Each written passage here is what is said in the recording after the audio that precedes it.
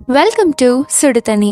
இன்னைக்கு நம்ம வீடியோவில் இந்த சம்மர் சீசனுக்கு ஏற்ற மாதிரி குழுன்னு ஒரு கேரட் மில்க் ஷேக் தான் பார்க்க போகிறோம். நிறைய பேர் இதில் ஜூஸ் குடிச்சிருப்பீங்க, ஆனால் மில்க் ஷேக் நிறைய பேர் ட்ரை பண்ணியிருக்க மாட்டீங்க.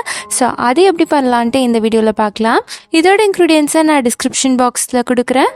இப்போ வாங்க சேர்ந்து சமைக்கலாம். ஃபர்ஸ்ட் இதுக்கு ஒரு பவுலில் நம்ம 4-5 ஆல்மண்ட் சேர்த்துக்கலாம். அதோட 4-5 முந்திரி பருப்பையும் சேர்த்துட்டு சுடு தண்ணி ஊற்றி ஒரு அரை மணி நேரம் இதை ஊற வச்சிடலாம். மில்க் ஷேக்குங்கும் போது நல்லா திக்காக இருக்கணும், ஸோ அதுக்காக தான் நம்ம சேர்க்குறோம். இது ஹெல்த்தியும் கூட. இப்போ 1/2 அன் ஹவர் கழித்து இதில் இருக்க தோலை நான் ரிமூவ் பண்ணிக்கிறேன். ஆல்மண்ட்ஸ் இந்த மாதிரி தோல் எடுத்துகிட்டு ரெடி பண்ணி வச்சுக்கோங்க. அடுத்து ஒரு மிக்சியில் 2-3 பெரிய கேரட்டை துருவி சேர்த்துக்கலாம்.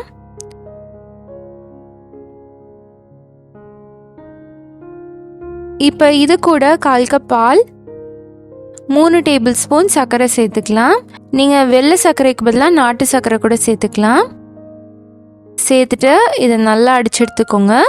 ஸ்வீட்னஸ் நம்ம விருப்பத்துக்கு ஏற்ற மாதிரி அட்ஜஸ்ட் பண்ணிக்கலாம். கம்மியாக வேணும்னாலும் கம்மியாக சேர்த்துக்கலாம். நல்லா ஒரு தடவை அரைச்சி எடுத்ததுக்கு அப்புறமா இதில் நம்ம தோல் எடுத்து வச்சிருக்க ஆல்மண்ட்ஸ், ஊற வச்சிருக்க கேஷ்யூ நட்ஸ் எல்லாமே சேர்த்துடலாம். சேர்த்துட்டு 1 கப் பால் சேர்த்து திருப்பி நல்லா அரைச்சி எடுத்துக்கோங்க. பால் சேர்க்கும் போது சில் பாலாக சேர்த்துக்கோங்க. ஸோ இன்ஸ்டண்ட்டாக நீங்கள் குடிக்கிற மாதிரி சில்லுன்னு இருக்கும். இது நல்லா ஃபைனாக அரையணும். நல்லா அரைச்சதுக்கு அப்புறமா பெரியவங்களாக இருந்தால் இதை அப்படியே குடிக்கலாம். குழந்தைங்களுக்கு கொடுக்குறீங்கன்னா பெரிய ஜல்லடையில் வடிகட்டிட்டு கொடுங்க. அவ்வளோதான், நம்மளோட கேரட் மில்க் ஷேக் இப்போ சூப்பராக ரெடி ஆகிடுச்சு. நல்லா சில் பால் சேர்த்து பண்ணுங்க. குழுன்ட்டு உடனே சாப்பிட்ற மாதிரி சூப்பராக இருக்கும்.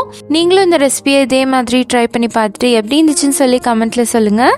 இந்த வீடியோ உங்களுக்கு பிடிச்சிருந்தா லைக் பண்ணுங்கள். சுடு தண்ணி சேனலை சப்ஸ்கிரைப் பண்ணுங்கள். தேங்க்யூ.